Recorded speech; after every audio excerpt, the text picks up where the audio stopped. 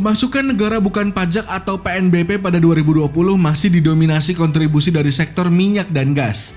Meski diterpa pandemi COVID-19, setoran sektor migas mencapai 70,45 triliun rupiah atau setara 20,8% dari total PNBP.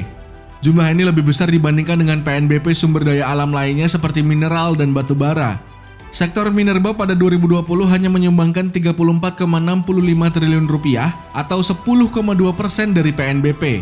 Catatan semester pertama 2021, sektor migas sudah menyumbang PNBP 96,7 triliun rupiah atau setara dengan 6,67 miliar US dollar, setara 91% dari target APBN 2021 sebesar 7,28 miliar US dollar. Capaian ini tak lepas dari perkembangan harga minyak yang berangsur membaik setelah pada 2020 anjlok. Kepala SKK Migas Dwi Sucipto mengatakan dirinya optimistis penerimaan negara dari sektor migas pada 2021 bisa melebihi target mencapai 154 triliun rupiah. Harga ICP menunjukkan kenaikan bahkan per Juni 2021 mencapai 70,23 US dollar per barel. Momentum ini akan kami gunakan secara maksimal untuk mendorong KKKS agar lebih agresif dalam merealisasikan kegiatan operasi, ujar Dwi. Sektor migas dinilai sejumlah pihak memang masih menjadi tulang punggung penerimaan negara, namun masih bisa digenjot lebih baik lagi. Salah satu caranya dengan membuat industri migas menjadi lebih menarik dengan relaksasi, terutama dari sisi fiskal. Direktur Eksekutif Energy Watch Mamit Setiawan menilai relaksasi bisa membuat peningkatan investasi di sektor migas. Secara otomatis, jika iklim investasi menarik, maka pemasukan negara dapat meningkat lebih dari kondisi saat ini.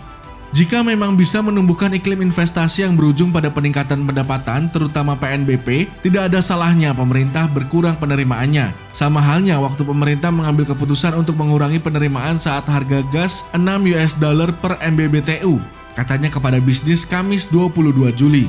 Dirinya menilai pemerintah tidak ada salahnya sedikit berkorban agar iklim investasi migas Indonesia lebih menarik dibandingkan negara tetangga, sehingga investor lebih memilih Indonesia sebagai negara tujuan investasi migasnya. Langkah peningkatan iklim investasi yang lebih baik diwujudkan dengan penyederhanaan perizinan yang dituang melalui Undang-Undang Cipta Kerja. Turunan dari undang-undang tersebut dirilis pemerintah yang tertuang dalam PP nomor 5 tahun 2021 tentang penyelenggaraan perizinan berusaha berbasis resiko. Terpisah, Kepala Divisi Hukum SKK Migas Didik Setiadi mengatakan jika kualitas perizinan membaik, maka target SKK Migas untuk mewujudkan 1 juta barel pada 2030 bisa terwujud. Selain itu, salah satu wujud perbaikan perizinan dan aturan tersebut, Kementerian ESDM merilis Tim Komite Percepatan Investasi Hulu Migas.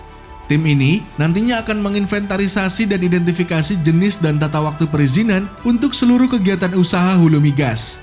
Tak hanya itu, tim ini menjalankan kajian dan evaluasi terhadap peraturan perundang-undangan dan pedoman tata kerja yang menjadi dasar hukum penerbitan perizinan. Apa yang kita diskusikan hari ini terkait dengan setelah adanya Undang-Undang Cipta Kerja itu bisa dievaluasi oleh tim tersebut. Apakah dengan sudah adanya Undang-Undang Cipta itu yang memonitor adalah pejabat-pejabat eselon-eselon 1 langsung dan di bawah juga Pak Menteri ada di situ.